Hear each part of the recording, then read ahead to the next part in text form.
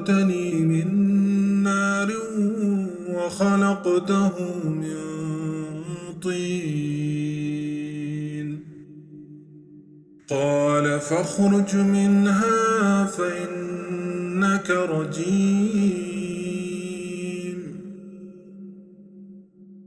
وإن عليك لعنتي إلى يوم الدين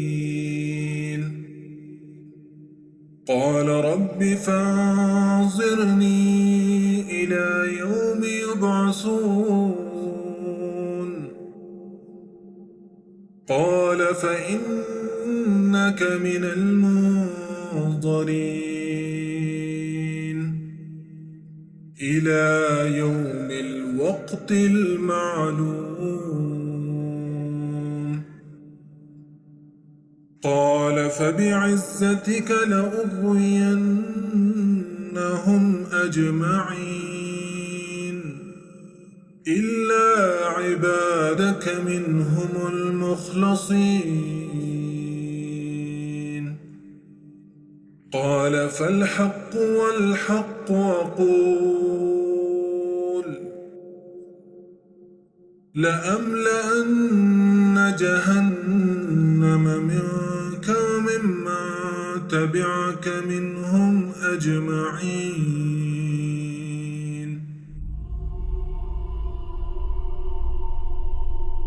ابلیس تر اوسه ژوندی ده، نو چیرته ده او څنګه به شر لار ورکې کوي؟ خلک د ابلیس په اړه پوښتنه کوي چې هغه او د هغه ځای چیرته ده. یو حدیث چې په صحیح المسلم کې له جابر نه نقل شوی چې د الله رسول صلی الله علیه وسلم فرمایي چې شیطان یا ابلیس عرش په اوبو ولاړ ده. د شیطان عرش د ابلیس لوی شیطان عرش یا تخت یې د اوبو په سر ولاړ ده. چیرته؟ کومې اوبه؟ کوم سمندر؟ الله بهتر پوهیږي. خو ځانګړي دلایل شته ده چې موږ ته راښایي چې د شیطان عرش چیرته اوسېدی شي. د صحیح المسلم یو بل حدیث کې رسول د خدای فرمایي وایي چې د برزخ منځ کې ده. برزخ داسې یو ځای چې د خوږو او ترخو اوبو ترمنځ وي.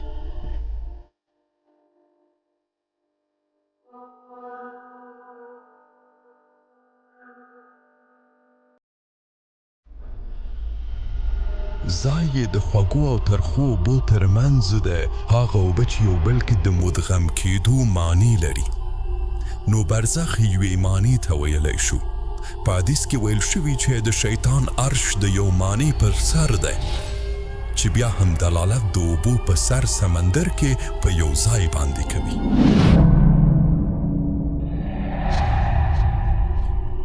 آیا د برمود د مثلث په اړه مو اورېدلي؟ هلته څه روان دي؟ داسې یو څه چې تر اوسه یې هیڅوک نشي بیانولی. آیا د 19 پرواز په اړه مو اورېدلي؟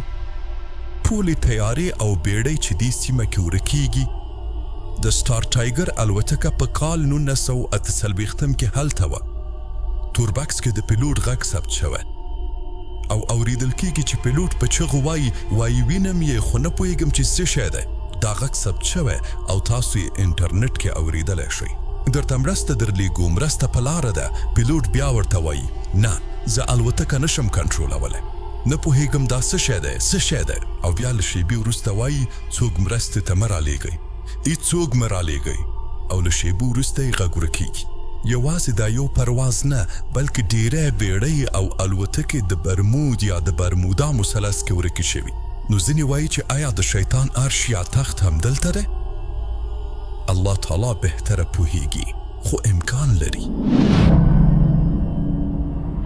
فتنه او نفاق اچولو کې ښه دي او د لښکر نږدې یا هغه پیریان دي چې سیده اړیکه ورسره لري، ځکه خپله ابلیس هم پیری دی. هغوی له ابلیس امر اخلي او د خپل فعالیت راپور ورکوي، او دا پیریان بیا دوهمې درجې لښکر سره چې د ایلومیناټي شبکه د اړیکه لري، او ابلیس د همدې شبکې په واسطه خپلې نړیوالې موخې عملي کوي.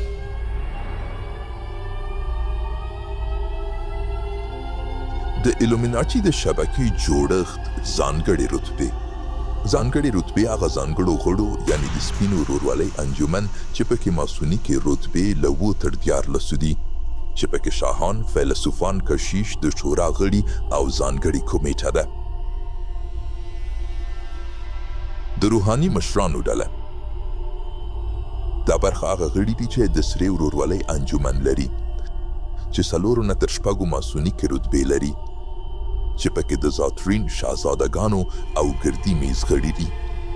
د هرج و مرج برخه دا د تورې ورورولۍ انجمن ده چې پکې له 1 تر 3 ماسوني کې رتبې دي چې پکې د جمجمې او هډوکي د رهبرۍ ډله، جادوګران او د معبد شوالیې دي.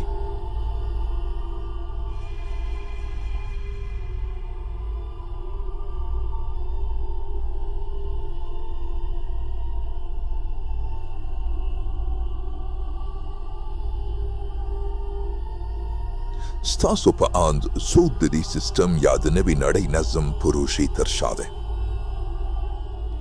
آخر څوک یا څه شی د پردې تر شا ده؟ او یا د خرګوش د لومړی وروستي مشر څوک دی؟ ښه نو دا خلک خو نه دي، ځکه دا نن لوبېږي او سبا ته ځي صلاحیت نه لري. دا د داسې یو سیستم لوبېدونکي آلې دي چې پرون، نن او بله ورځ به بدلیږي. دا سړی هم نه دی، سره له دې چې خلک فکر کوي د نړۍ تر ټولو ځواکمن انسان دی، او بل هر انسان چې راتلونکي کې به د دنده ورغاړي وي هم مشر نه دی، هغه به هم نه وي. دا هغه مشران او رئیسان دي چې نن شته دی خو سبا ته له صحنې ورکېږي، ځای یې نور نیسي. خو سیستم تل لپاره ادامه پیدا کوي. شرکتونه هم د سیستم تر شا نه دي، هغوی یوازې د سیستم اجرایوي صلاحیت لري.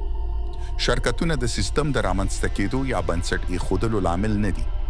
آن د ګردي میز خلک هم د دې سیستم مشران نه دي، هغوی هم اجرایوي سطحه کې لوبېږي.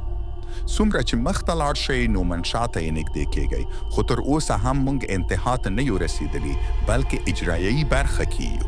راځئ د خرګوش د کور دننه لاړ شو، نو داسې خلک به پیدا کړئ چې معصومه خو خطرناکه دي. تاسو هغوی نشئ لیدلی خو ستاسو ژوند کنټرولوي. خو د هغوی تر شا بله سطحه هم شته ده چې د سیستم پیل ده.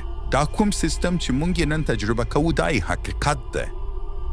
دا سیستم داسې موجوداتو رامنځته کړی چې پخوا یې ورته ارکانو ویل، خو دا موجودات په مختلفو دورو کې په ډول ډول نومونو یاد شوی دی او تاسو دا د نړۍ په سراسر کې لیدلی شئ.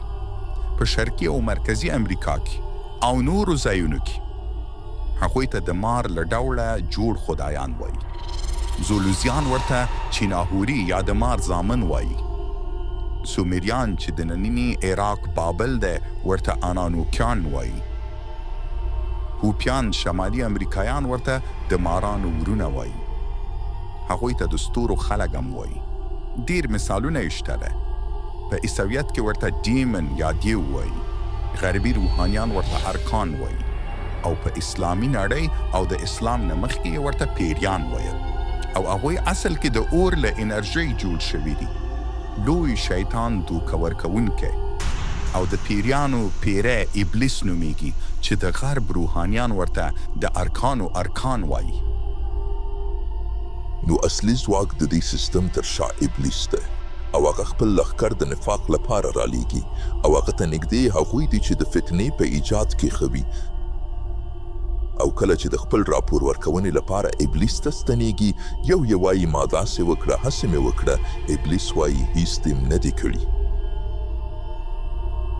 ابلیس له نورو شیطانانو سره کینی او له هغوی نه د فعالیت راپور غواړي.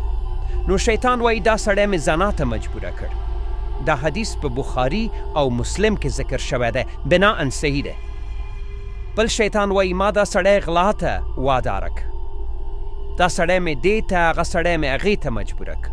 نو هر شیطان خپل راپور ته ادامه ورکوي او یو شیطان راځي دریږي او وایي نن ما وشو کولی چې یوه میرمن یې له خاوند جلا کړه. پوهیږئ شیطان څه وایي؟ هو ته زما سړی راشه او په سر باندې ورته تاج کیږدي. صحیح مسلم راوی هم جابر رضی الله تعالی عنه ده.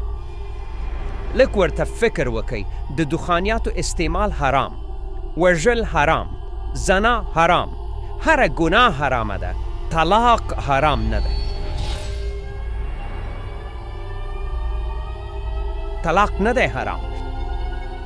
نو ولې شیطان ورته دومره خوشحاله کیږي؟ ولې؟ دښمن مو څه سره مینه لري؟ جلاتوب رامنځته کړه او حکومت وکړه. په طلاق سره هغه کولی شي د یوې ټولنې لومړني واحد کې جلاتوب رامنځته کړي. وګورئ ټولنه له څه نه جوړه شوې؟ له واحدونو. فکر وکړئ د یو دیوال خښتې ښایم. کورنۍ د ټولنې لومړنۍ خښته ده. لومړۍ خښته. نو له دې ځایه ورته اسانه ده چې ټولنه جلا کړي. هغه ابلیس طویل مدته پلانونه لري. تر څو چې موږ سره یو ځای یو هغه پر موږ حکومت نشي کولی. نورې برخې هم شته. راسره پاتې شئ.